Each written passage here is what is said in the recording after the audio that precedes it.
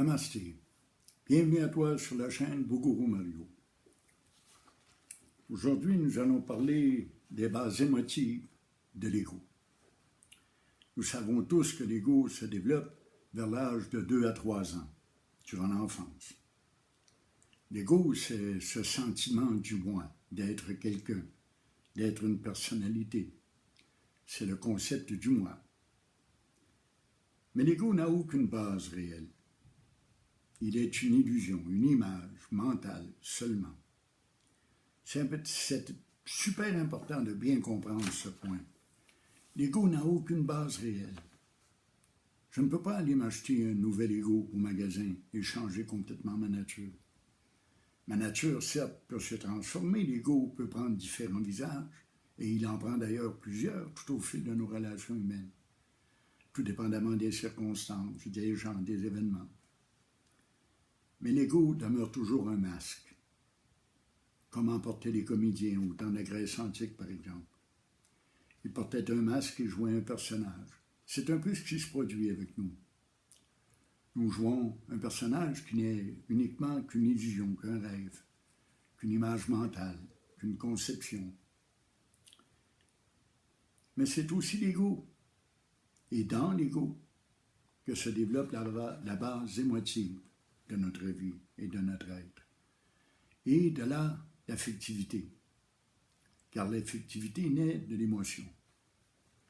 Nous aimons ce qui est plaisant, ce qui est satisfaisant, et nous rejetons le reste, qui nous déplaît ou nous blesse. Remarquez que tous ne seront pas en accord avec cette approche. C'est une question d'opinion. Mais cependant, par l'introspection, par l'intériorisation, on peut le découvrir. On peut découvrir en effet que l'expérience nous prouve que la toute première émotion de base, eh bien, c'est la honte. La toute première émotion que développe l'ego. Le tout premier symptôme émotif que nous connaissons, c'est la honte. La honte de faire dans notre couche, la honte de recevoir un refus, de se sentir inadéquat, la honte de tomber quand on apprend à marcher, la honte de ne pas savoir, la honte de ne pas pouvoir, la honte que nous ressentons quand nous nous faisons gronder. La honte amène la frustration, la négation, mais nous incite aussi à prendre le contrôle. La honte est donc la base émotive de notre vie. Presque chacune de nos émotions en surgit. Lorsque nous ressentons une émotion négative ou positive, si nous fouillons très profondément nous-mêmes, nous y trouverons des sources, des bases de la honte.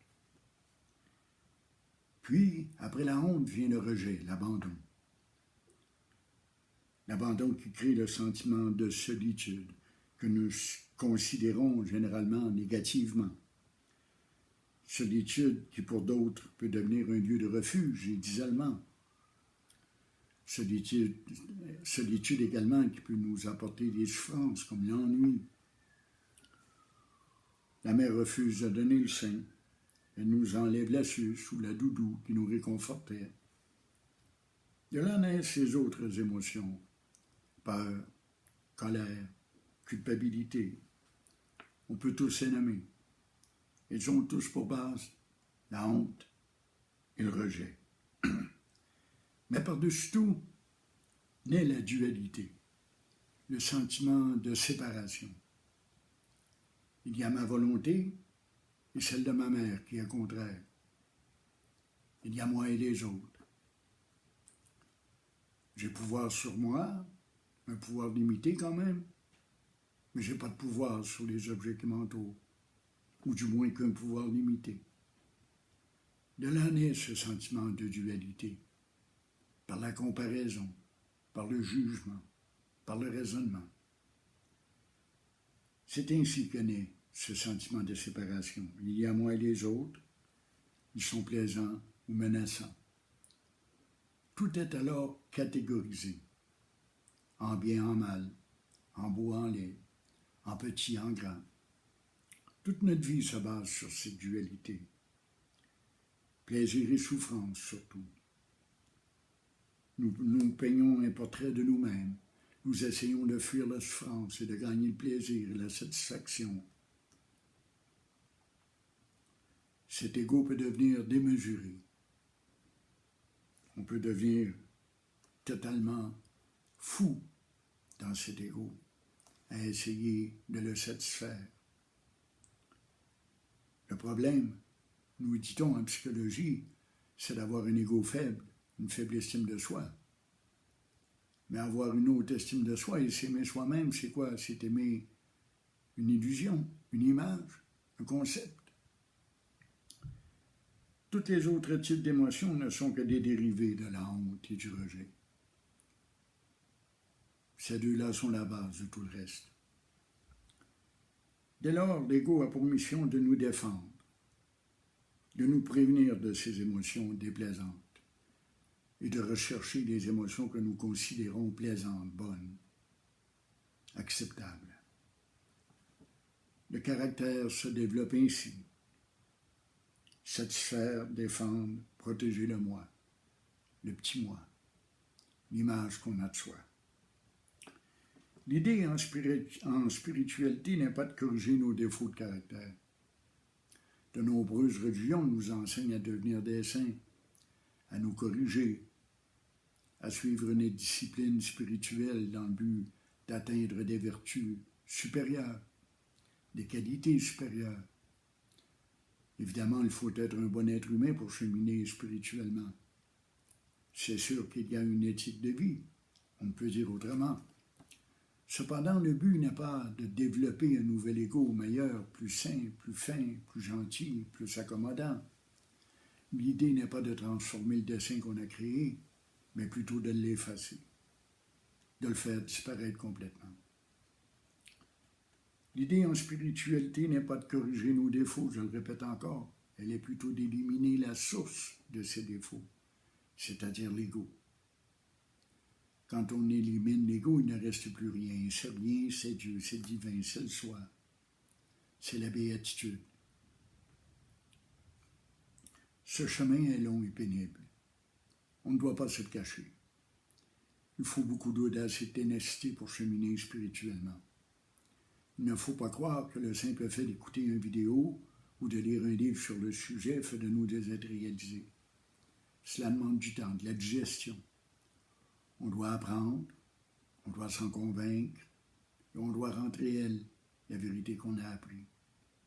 Ceci devient alors une connaissance, une expérience directe. Ensuite, on travaille à rendre cette expérience permanente, qu'elle soit nôtre quotidiennement.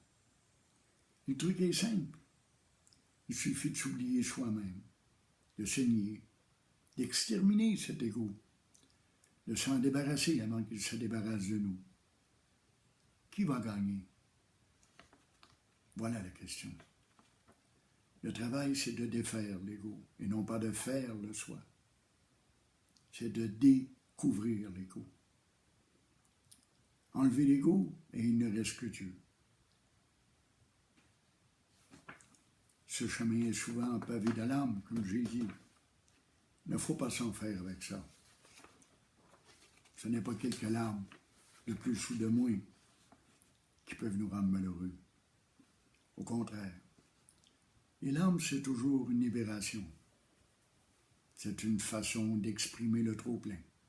Nous devons passer par là, malheureusement. L'ego, c'est un méchant combattant. C'est un bon guerrier. Il se défend très fortement. Mais nous pouvons le vaincre. Et la façon est très simple. C'est en se rendant compte,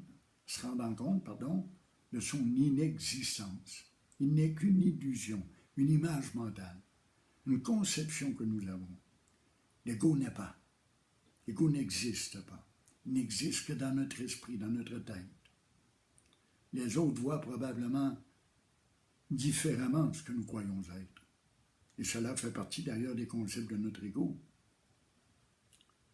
Ce sont des douleurs nécessaires, douleurs de croissance spirituelle que nous aurons à traverser. Nous traverserons, entre autres, une étape de très grande sensibilité. On est toujours sur le bord des larmes.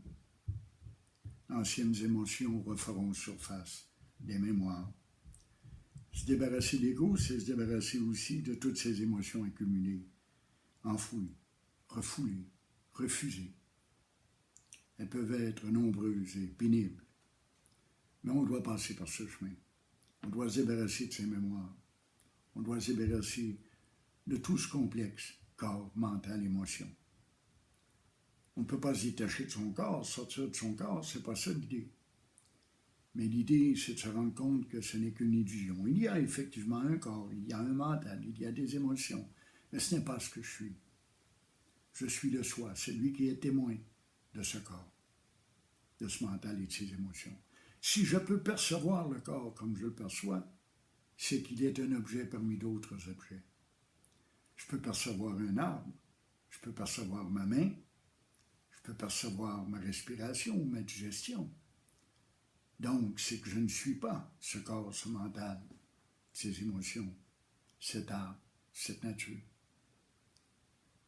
Au début, nous nous sentons séparés de tout cela. Tout ce que je perçois est objet. Plus tard, on n'en vient qu'à comprendre que c'est la conscience qui éclaire ce monde, qui est ce monde. Cet univers est en moi, il est dans le soi. Tout est le soi. Sans exception. Même l'ego, finalement, est le soi. Il est créé par le mental. C'est un jeu du soi. Tout est le soi. Le soi mange le soi. Le soi se reproduit avec le soi. Le soi accouche du soi. C'est fantastique. Tout est un. Tout est relié. Tout est fait de la même substance. Et cette substance, c'est ce que j'appelle l'être sans nom ni forme, sans localisation, perdu dans l'espace et le temps, infini, éternel. Et c'est la conscience pure, la connaissance. Nous savons que nous sommes. Voilà l'idée. Si nous savons que nous sommes conscients, que nous savons que nous savons, c'est donc qu'il y a quelqu'un derrière, ou quelque chose, appelez ça comme vous voudrez.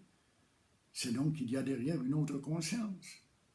Je suis conscient d'être conscient, donc il y a une conscience primordiale, première, supérieure, disons. C'est ça que nous avons à trouver dans notre travail. C'est ça que nous devons réaliser. Essayer de réaliser à chaque jour de notre vie, sans arrêt, constamment. Et ça vaut la peine. Non pas parce qu'il y a un cadeau au bout du chemin, mais parce que c'est le but de la vie. C'est la fin de la souffrance. C'est le début de la béatitude dont j'ai déjà parlé. Alors je vous souhaite cette béatitude de tout mon cœur et de toute mon âme. Abonnez-vous à la chaîne Bougourou Mario pour recevoir d'autres enseignements qui, j'espère, vous ont plu. Alors, bonne journée.